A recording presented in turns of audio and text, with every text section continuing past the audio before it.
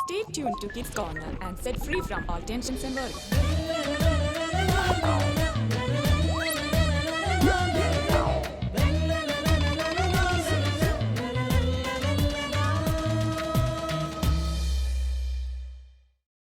എന്താ നിനക്കൊരു ഉഷാറില്ലാത്ത? എന്തു പറ്റി? ആ എനിക്കറിയില്ല.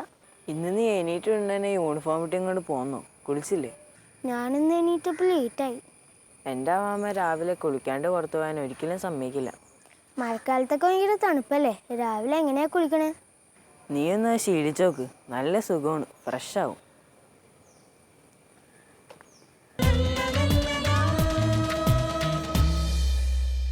Praise God. ഇന്നത്തെ കിഡ്സ് കോർണറിലേക്ക് എൻ്റെ എല്ലാ കൂട്ടുകാർക്കും സ്വാഗതം.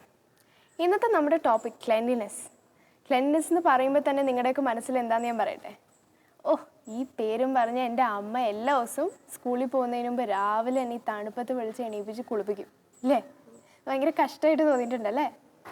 ഓക്കെ, അപ്പോൾ ഇന്നത്തെ ഈ എപ്പിസോഡിൽ നമ്മൾക്ക് ക്ലെൻലിനെസ്സിനെ കുറിച്ച് കൂടുതൽ അറിയാം, അതിൻ്റെ നീഡ് എന്താണെന്നും അറിയാം. അതിനു മുമ്പ് ഇന്നത്തെ വചനവും സുകൃതജപവും പഠിക്കാം. ഇന്നത്തെ വചനം ഇതാണ്. വിശുദ്ധ പൗലോസ് അപ്പോസ്തലൻ കൊറിന്തോസുകാർക്ക് എഴുതിയ 2-ാം ലേഖനം 7-ാം അധ്യായം 1-ാം വാക്യം.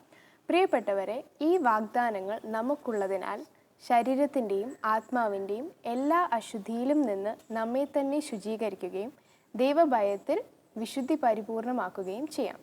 അപ്പോൾ ഒന്ന് റിപ്പീറ്റ് ചെയ്യോ? പ്രിയപ്പെട്ടവരെ, ഈ വാഗ്ദാനങ്ങൾ നമുക്കുള്ളതിനാൽ ശരീരത്തിൻ്റെയും ആത്മാവിൻ്റെയും എല്ലാ അശുദ്ധിയിലും നിന്ന് നമ്മെ തന്നെ ശുചീകരിക്കുകയും ദൈവഭയത്തിൽ വിശുദ്ധി പരിപൂർണമാക്കുകയും ചെയ്യാം. ഇനി സുകൃതജപം. ഈശോയെ, ആത്മാവിലും ശരീരത്തിലും ഞങ്ങളെ ശുദ്ധിയുള്ളവരാക്കണമേ. ഈശോയെ, ആത്മാവിലും ശരീരത്തിലും ഞങ്ങളെ ശുദ്ധിയുള്ളവരാക്കണമേ.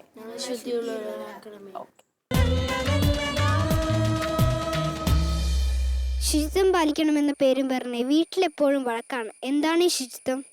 ശുചിത്വം കുഞ്ഞുനാൾ മുതൽ നമ്മുടെ ജീവിതത്തിൽ നമ്മൾ വളർത്തിയെടുക്കേണ്ട വളരെ പ്രധാനപ്പെട്ട ഒരു ഗുണമാണ്.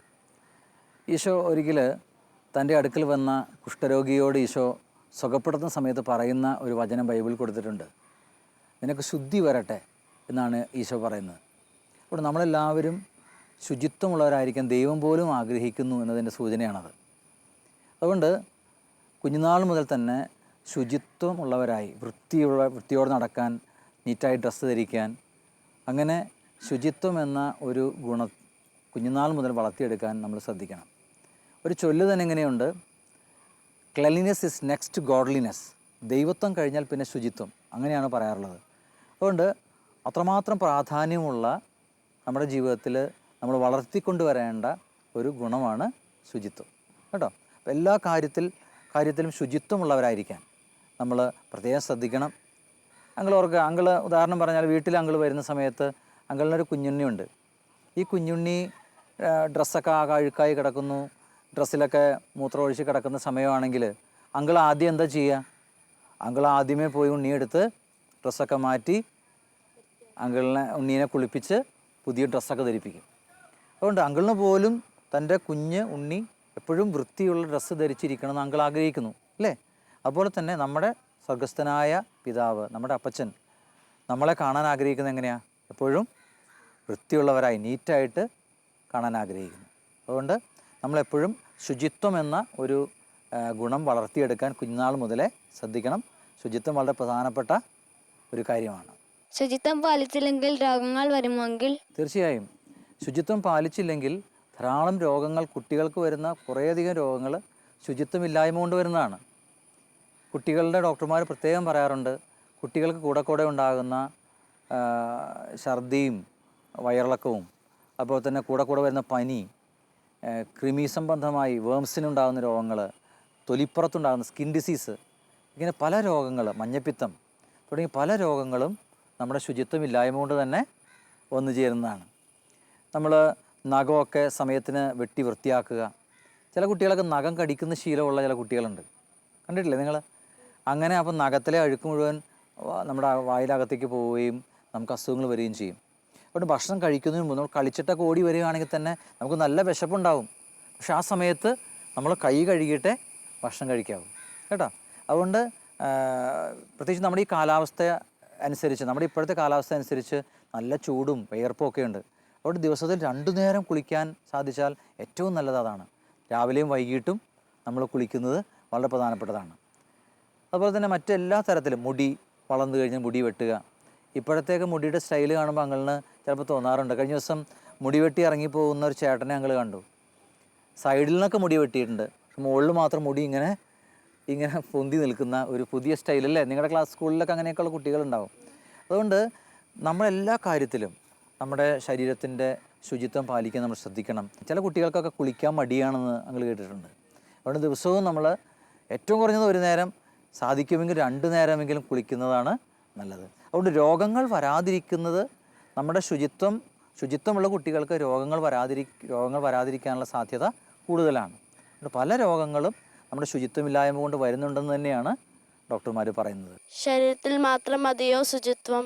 ഈശോയുടെ ശിഷ്യന്മാർ കൈ കഴുകാതെ ഭക്ഷണം കഴിക്കുന്നത് കണ്ടപ്പോൾ അന്ന് ഇത്തരം ശുചിത്വ കാര്യങ്ങളിൽ, ബാഹ്യ ശുചിത്വത്തിൽ വലിയ പ്രാധാന്യം കൊടുത്തിരുന്ന യൂതന്മാർ പറഞ്ഞു, അങ്ങനെ ശിഷ്യന്മാർ കൈ കഴുകാതെ ഭക്ഷണം കഴിക്കുന്നു. അപ്പോൾ ഈശോ പറയുന്നുണ്ട്, ബാഹ്യമായ ശുചിത്വം പ്രധാനപ്പെട്ടത് തന്നെയാണ്. പക്ഷെങ്കിലും അവിടെ ഈശോ പറഞ്ഞൊരു കാര്യം ഇതാണ്, ഉള്ളിൽ നിന്ന് വരുന്നതാണ് ഒരുവനെ കൂടുതൽ ദുഷ്ടനാക്കി, അല്ലെങ്കിൽ അവനെ മോശമാക്കി തീർക്കുന്നത്. അപ്പോൾ പുറമേ മാത്രം ശുചിത്വം ഉണ്ടായാൽ മാത്രം പോരാ, നമുക്ക് ആന്തരികമായ ശുചിത്വം ഉണ്ടാകണം. നമ്മുടെ മനസ്സിൽ നന്മയുണ്ടാകണം. എപ്പോഴും വെറുപ്പും കുശുമ്പും അസൂയയും ദേഷ്യവും ഇതൊക്കെ ആന്തരിക ശുചിത്വമില്ലായ്മയുടെ തെളിവാണ്. കണ്ടോ? അതുകൊണ്ട് ഈശോ എപ്പോഴും നമ്മളിൽ നിന്ന് ആവശ്യപ്പെടുന്നത്, പ്രത്യേകിച്ച് ബൈബിളിൻ്റെ കോണ്ടെക്സ്റ്റിൽ നമ്മൾ കാണുന്നത്, ബാഹ്യ ശുചിത്വം പ്രധാനപ്പെട്ടത് തന്നെയാണ്. അതിനേക്കാൾ പ്രാധാന്യമുള്ളത് നമ്മൾ കരുതണം, എന്ത്? ആന്തരികമായ ശുചിത്വമുള്ളവരായിട്ടായിരിക്കാൻ. ശുചിത്വം നമുക്ക് ജീവിതാവസാനം വരെ വേണ്ട കാര്യമല്ല അങ്കിൾ? തീർച്ചയായിട്ടും. അങ്ങൾ നേരത്തെ പറഞ്ഞല്ലോ, കുഞ്ഞുനാളിലെ വളർത്തിയെടുക്കേണ്ട ഒരു ശീലമാണ് ശുചിത്വം. കുഞ്ഞുനാളിൽ നിങ്ങൾ കൃത്യമായി അടക്കം ചിട്ടയോടുകൂടി വളർന്നാൽ അത് വയസ്സാകുന്നത് വരെ നിങ്ങളുടെ ജീവിതത്തിൽ ഉണ്ടാകും. ചിലരുടെയും ജീവിതത്തിൽ കുഞ്ഞുനാളിൽ ഇത് കിട്ടാത്തത് കൊണ്ടാണ് അവർ വയസ്സായാലും ഇത്തരം കാര്യങ്ങളൊന്നും പാലിക്കാതെന്ന് അങ്ങളിന് തോന്നിയിട്ടുണ്ട്. പഴമക്കാർ പറയാറുണ്ട് പഞ്ചശുദ്ധിയെക്കുറിച്ച്. പഞ്ചശുദ്ധി എന്ന് പറഞ്ഞാൽ കായ, വാക്ക്, മനോ, ഇന്ദ്രിയ, ഗൃഹശുദ്ധി, 5 ശുദ്ധികളെക്കുറിച്ചാണ് പഴമക്കാർ പറയാറുള്ളത്. ഒന്നാമത്തത് കായശുദ്ധി എന്ന് പറഞ്ഞാൽ നമ്മുടെ ദേഹത്തിൻ്റെ ശുദ്ധി. അങ്ങൾ ആദ്യം പറഞ്ഞല്ലോ, നമ്മുടെ ശരീരത്തിൻ്റെ ശുദ്ധിയെക്കുറിച്ചാണ് ഒന്നാമെന്ന് പറയുന്നത്. രണ്ടാമത്തത് നമ്മുടെ വാക്കിൻ്റെ ശുദ്ധി, നമ്മൾ പറയുന്ന വാക്കുകൾ. നമ്മുടെ ഉള്ള് എത്രമാത്രം ശുദ്ധമാണോ അതുപോലെ ആയിരിക്കും നമ്മുടെ വാക്കുകൾ. പിന്നെ മനസ്സിൻ്റെ ശുദ്ധി, ഹൃദയത്തിൻ്റെ ശുദ്ധി. നമ്മൾ ബൈബിളിൽ വായിച്ചിട്ടില്ലേ, ഹൃദയശുദ്ധിയുള്ളവർ ഭാഗ്യവാന്മാർ, എന്തെന്നാൽ അവർ ദൈവത്തെ കാണും. അപ്പോൾ നമ്മുടെ ഹൃദയത്തിൻ്റെ, മനസ്സിൻ്റെ ശുദ്ധി വളരെ പ്രധാനപ്പെട്ടതാണ്. അതുപോലെ തന്നെ മറ്റൊരു ശുദ്ധിയാണ് നമ്മുടെ ഇന്ദ്രിയങ്ങളുടെ ശുദ്ധി. നമ്മുടെ കണ്ണുകളുടെ ശുദ്ധി, നമ്മളുടെ ചെവികൾ, ഇന്ദ്രിയങ്ങളുടെ ശുദ്ധി. പലപ്പോഴും നമ്മുടെ ജീവിതത്തിലേക്ക് അശുദ്ധികൾ കയറി വരുന്നത് കണ്ണുകളിലൂടെയും കേൾവിയിലൂടെയൊക്കെയാണ്. അവിടെ നമ്മുടെ ഇന്ദ്രിയങ്ങൾ ശുദ്ധമായിരിക്കണം. അതുപോലെ തന്നെ വളരെ പ്രധാനപ്പെട്ട ഒരു കാര്യമാണ് നമ്മുടെ വീടും പരിസരവും ഒക്കെ ശുദ്ധിയുള്ളവരായിരിക്കാൻ. അപ്പോൾ നമ്മുടെ ഇന്ത്യയിൽ മുഴുവൻ, ഇന്ത്യയെ നമ്മൾ പല രാജ്യങ്ങളിലും ചെന്ന് കഴിഞ്ഞാൽ കാണാൻ പറ്റും, നടക്കുന്ന വഴികൾ പോലും ഒരു അഴുക്ക് പോലും ഉണ്ടാവില്ല. ഞങ്ങളൊരു വിദേശ രാജ്യത്ത് പോയപ്പോൾ അവരുടെ ഫുട്പാത്തിലൊക്കെ എത്ര ക്ലീനാണെന്നറിയോ.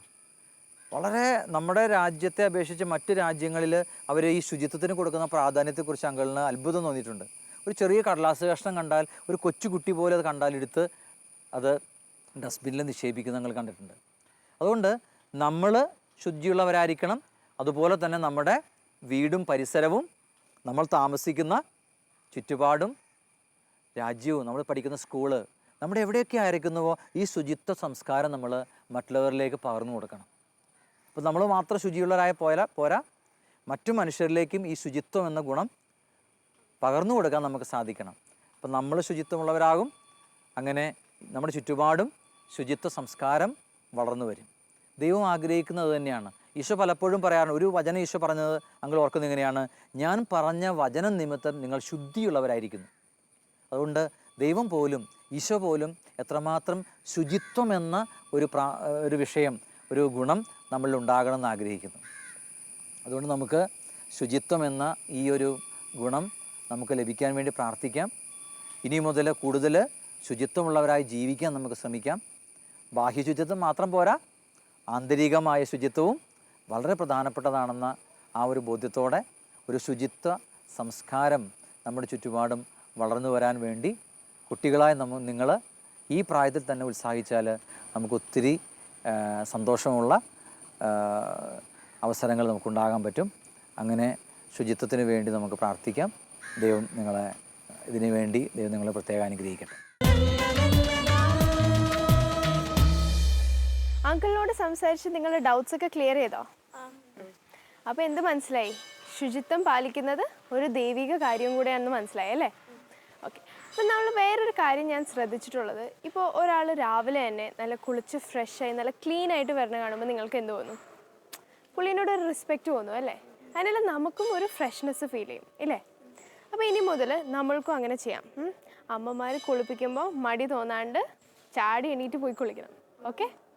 അപ്പോൾ അടുത്തത് നമ്മൾക്കൊരു ആക്ഷൻ സോങ് കാണാം. അതിനു മുമ്പ് വചനവും സുഹൃച്ചപ്പോൾ ഏറ്റു പറയാം. വിശുദ്ധ പൗലോസ് അപ്പോസ്തലൻ കൊറിന്തോസുകാർക്ക് എഴുതിയ 2-ാം ലേഖനം 7-ാം അധ്യായം 1-ാം വാക്യം. പ്രിയപ്പെട്ടവരെ, ഈ വാഗ്ദാനങ്ങൾ നമുക്കുള്ളതിനാൽ ശരീരത്തിന്റെയും ആത്മാവിന്റെയും എല്ലാ അശുദ്ധിയിലും നിന്ന് നമ്മെ തന്നെ ശുചീകരിക്കുകയും ദൈവഭയത്തിൽ വിശുദ്ധി പരിപൂർണമാക്കുകയും ചെയ്യാം. ഇനി സുഹൃജപം. ഈശോയെ ആത്മാവിലും ശരീരത്തിലും ഞങ്ങളെ ശുദ്ധിയുള്ളവരാക്കണമേ. ഓക്കെ.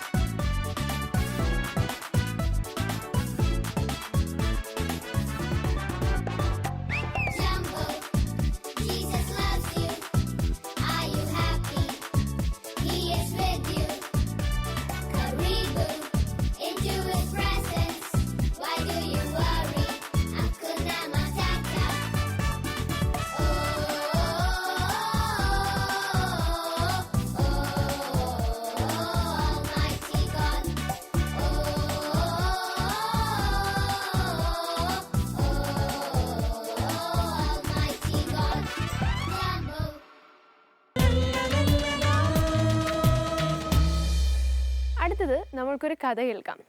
ഇന്ന് അമ്മാമ്മ പറഞ്ഞുതരാൻ പോകുന്ന വിശുദ്ധ നിങ്ങളുടെയൊക്കെ പ്രായത്തിൽ ഈശോയ്ക്ക് വേണ്ടി രക്തസാക്ഷിയായ ഒരാളാണ്. ഈ വിശുദ്ധയുടെ പേര് വിശുദ്ധ ഫിലോമിന. അപ്പോൾ നമുക്ക് വചനവും സുഹൃച്ചപ്പോൾ ഏറ്റുപറയാം. വിശുദ്ധ പൗലോസ് അപ്പോസ്തലൻ കൊറിന്തോസുകാർക്ക് എഴുതിയ 2-ാം ലേഖനം 7-ാം അധ്യായം 1-ാം വാക്യം.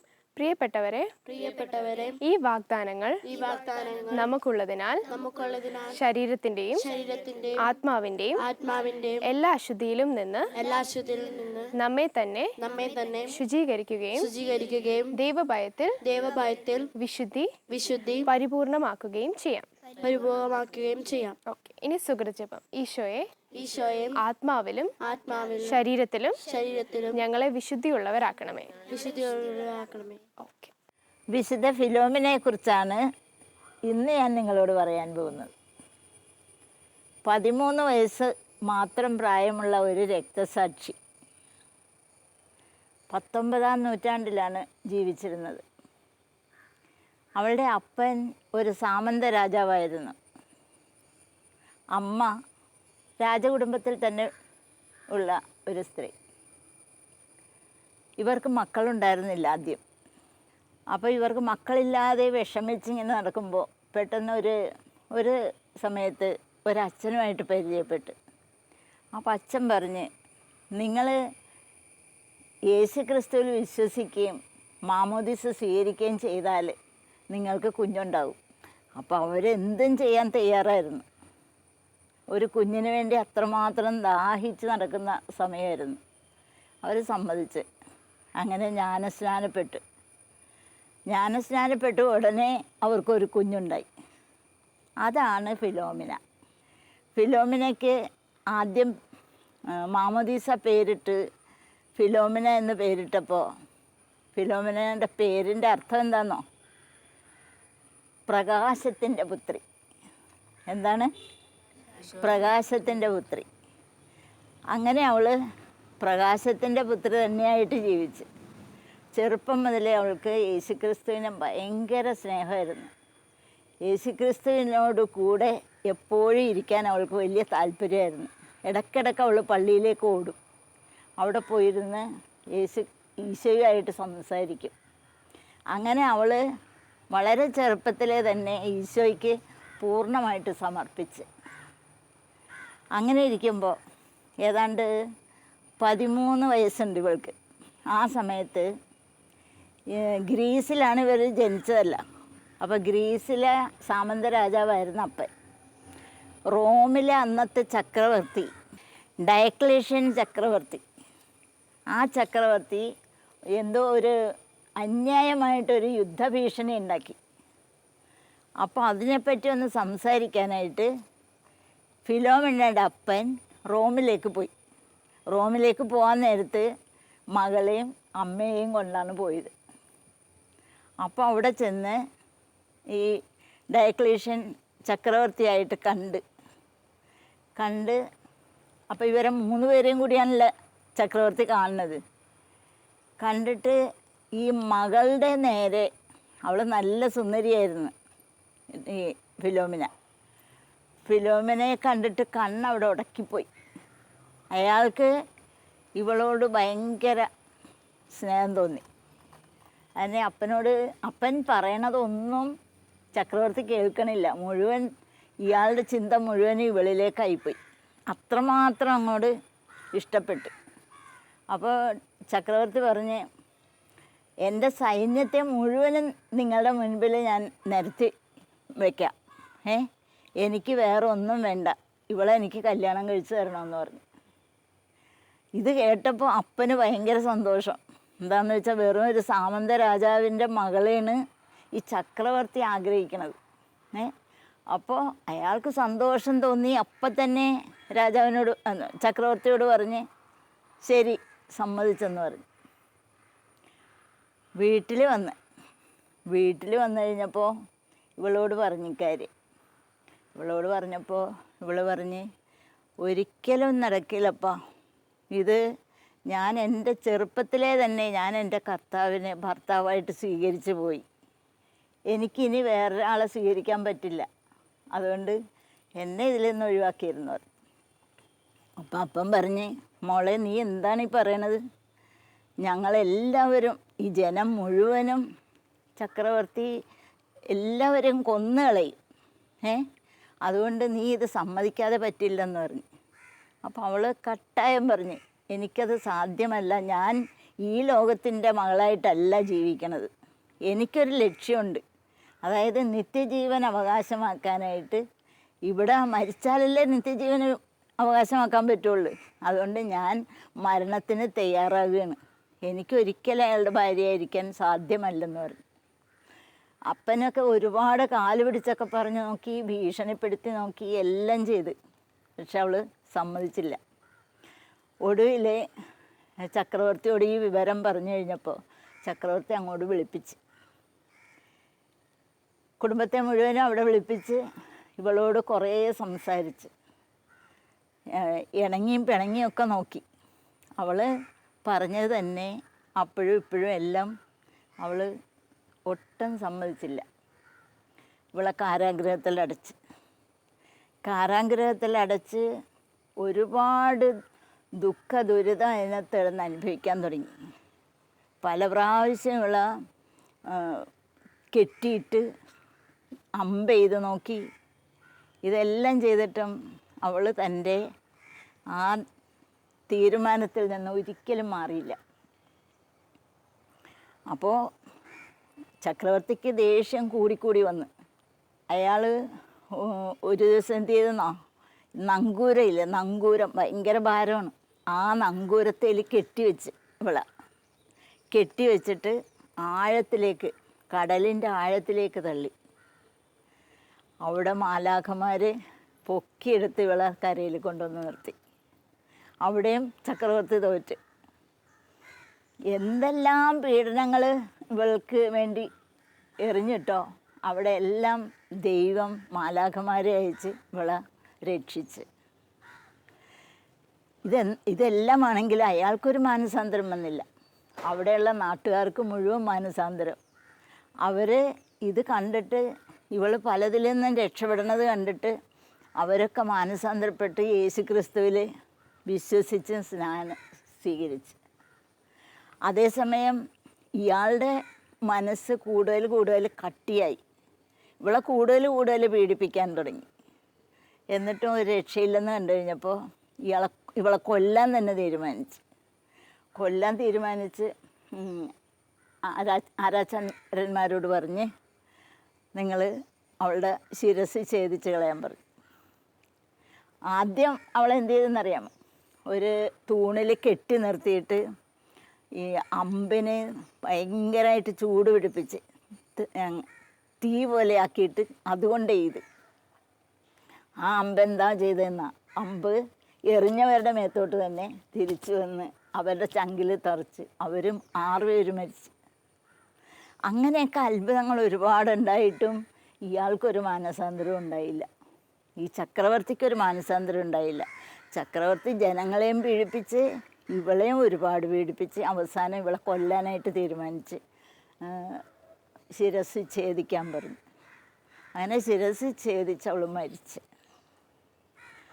അവൾ മരിച്ചപ്പോൾ തനിയെ ആ ഇടവക പള്ളിയിലത്തെ മണി തന്നെ മുഴങ്ങിയെന്നാണ് പറയണം. അവിടം മുതൽ കൂടുതൽ അവളുടെ ആ ഭൗതിക അവശിഷ്ടം കൊണ്ട് മറവ് ചെയ്തെങ്കിലും അതിൽ നിന്നും ഒരുപാട് അത്ഭുതങ്ങൾ നടക്കാൻ തുടങ്ങി. പല രോഗികളും സൗഖ്യപ്പെടാൻ തുടങ്ങി. പല രോഗികളെന്ന് പറഞ്ഞാൽ ക്യാൻസർ രോഗികൾ, ഒരുപാട് തളർവാദ രോഗികൾ, ഇതൊക്കെ അവിടെ പോയി പ്രാർത്ഥിച്ചു കഴിഞ്ഞാൽ സൗഖ്യപ്പെടുകയാണ് അവർ. പ്രത്യേകിച്ച് നമ്മുടെ മരിയ ജോൺ വിയാനി ഇല്ലേ, മരിയ ജോൺ വിയാനി നിങ്ങൾ കേട്ടിട്ടില്ലേ ആ കഥ? മരിയ ജോൺ വിയാനിക്ക് ഈ ഫിലോമിനയോട് ഭയങ്കര താല്പര്യമായിരുന്നു, ഭയങ്കര ഭക്തിയായിരുന്നു. പുള്ളിയുടെ അടുത്ത് ആരെങ്കിലും ഇങ്ങനെ പ്രയാസത്തോടുകൂടി വരും, രോഗമോ അല്ലെങ്കിൽ എന്തെങ്കിലും കുടുംബ പ്രശ്നങ്ങളൊക്കെ വന്നു കഴിയുമ്പോൾ അവരെ നേരെ പറഞ്ഞു വിടുന്നത് ഈ ഫിലോമിനയുടെ അടുത്തേക്കാണ്. ഫിലോമിനയുടെ ശവസംസ്കാരം കഴിഞ്ഞ ആ കല്ലറയിലേക്കാണ് പറഞ്ഞു വിടുന്നത്. എന്നിട്ട് പറയും, നിങ്ങൾ അവളോട് പ്രാർത്ഥിച്ചാൽ മതി, ഞാനും പ്രാർത്ഥിക്കാം എന്ന് പറഞ്ഞ് അവളോട് പ്രാർത്ഥിക്കും. അതങ്ങനെ തന്നെ സാധിക്കും. ഒരിക്കലേ ഒരു സ്ത്രീ, അവർക്ക് പാടാൻ നല്ല കഴിവുണ്ടായിരുന്നു, പക്ഷെ കുറേ നാളായിട്ട് പാടാനും പറ്റണില്ല, സംസാരിക്കാൻ പോലും പറ്റണില്ല. എഴുത്തുപലകയിലാണ് എഴുതിയിരുന്നത്, വിവരം പറഞ്ഞുകൊണ്ടിരുന്നത്. അപ്പോൾ അത്രമാത്രം വേദനയും സഹിച്ചുകൊണ്ട് ഇവർ നടക്കുകയായിരുന്നു. അപ്പോൾ മരിയ ജോൺ വിയാനി പറഞ്ഞ്, നീ അവരോട് ഫിലോമിനയോട് പ്രാർത്ഥിക്കുന്നു പറഞ്ഞ് ഇവള് പ്രാർത്ഥിച്ച് അത് പൂർണ്ണ സൗഖ്യം പ്രാപിച്ച് നന്നായിട്ട് സംസാരിക്കാൻ പറ്റി. എന്നിട്ട് ഓഗസ്റ്റ് 10-ാം തീയതിയാണ് ഈ ഫിലോമിനയുടെ ചരമവാർഷികമായിട്ട് ആഘോഷിക്കുന്നത്. അപ്പോൾ ആ പള്ളിയിൽ, ഫിലോമിനയുടെ നാമത്തിലുള്ള ഒരു പള്ളിയിൽ അവൾ പാടി, നന്ദി സൂചകമായിട്ട് പാടി, അങ്ങനെ പൂർണ്ണ സൗഖ്യം പ്രാപിച്ചു.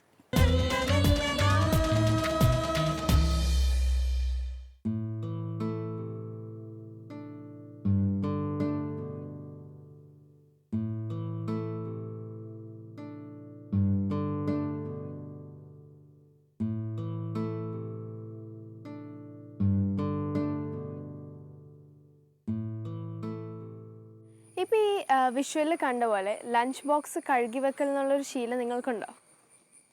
കുറവാണല്ലേ? മിക്ക വീടുകളിലും ഞാൻ കേട്ടിട്ടുള്ളതാണ് അമ്മമാരുടെ ഒരു കംപ്ലയിൻറ്റ്. സ്കൂളിൽ നിന്ന് വന്നു കഴിഞ്ഞാൽ ടിഫിൻ ബോക്സ് ബാഗിൽ നിന്ന് പോലും എടുത്ത് വെക്കില്ല. അപ്പോൾ എന്ത് പറ്റും? അത് പിറ്റേ ദിവസം വരെ ചിലപ്പോൾ അമ്മമാർക്ക് വേറെ പല തിരക്കുള്ളതുകൊണ്ട് അവർ മറന്നു പോയിരിക്കും. അപ്പോൾ നിങ്ങൾ എന്ത് ചെയ്യണം? ഈ ടിഫിൻ ബോക്സ് എടുത്ത് അമ്മക്ക് കൊണ്ടേ കൊടുക്കണം. അറ്റ്ലീസ്റ്റ് കഴുകി വെക്കാൻ പറ്റുമെങ്കിൽ ഏറ്റവും നല്ലത്. അല്ലെങ്കിൽ എന്ത് പറ്റും? പിറ്റേ ദിവസം വരെ നമ്മൾ പാക്ക് ചെയ്ത ആ വേസ്റ്റ്, കഴിച്ച വേസ്റ്റ് ഉണ്ടായിട്ട് അതിനൊരു ചീത്ത മണം വരും അല്ലേ? അപ്പോൾ അത് ക്ലീൻ ആണോ? അല്ല. അപ്പോൾ ഇനി മുതൽ നിങ്ങൾക്ക് കഴുകി വെക്കാൻ പറ്റാത്ത സമയങ്ങളിൽ അറ്റ്ലീസ്റ്റ് ബാഗിൽ നിന്ന് എടുത്ത് അമ്മയ്ക്ക് കൊണ്ടേ കൊടുക്കുക. ഇല്ലയെന്നാണെങ്കിൽ കഴുകി വെക്കണം. ഓക്കെ? അപ്പോൾ ഇന്നത്തെ എപ്പിസോഡ് ഇവിടെ കഴിഞ്ഞു. നമ്മൾക്ക് ഒന്നും കൂടെ വചനവും സുഹൃജപവും ഏറ്റുപറയാം.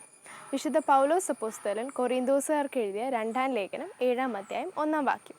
പ്രിയപ്പെട്ടവരെ, ഈ വാഗ്ദാനങ്ങൾ നമുക്കുള്ളതിനാൽ ശരീരത്തിൻ്റെയും ആത്മാവിൻ്റെയും എല്ലാ അശുദ്ധിയിലും നിന്ന് നമ്മെ തന്നെ ശുചീകരിക്കുകയും ദൈവഭയത്തിൽ വിശുദ്ധി പരിപൂർണമാക്കുകയും ചെയ്യാം. ഓക്കെ, ഇനി സുഹൃജപം. ഈശോയെ ആത്മാവിലും ശരീരത്തിലും ശുദ്ധിയുള്ളവരാക്കണമേ. ഓക്കെ, അപ്പോൾ ഇനി നെക്സ്റ്റ് വീക്ക് കാണാം. അതുവരേക്കും ബൈ.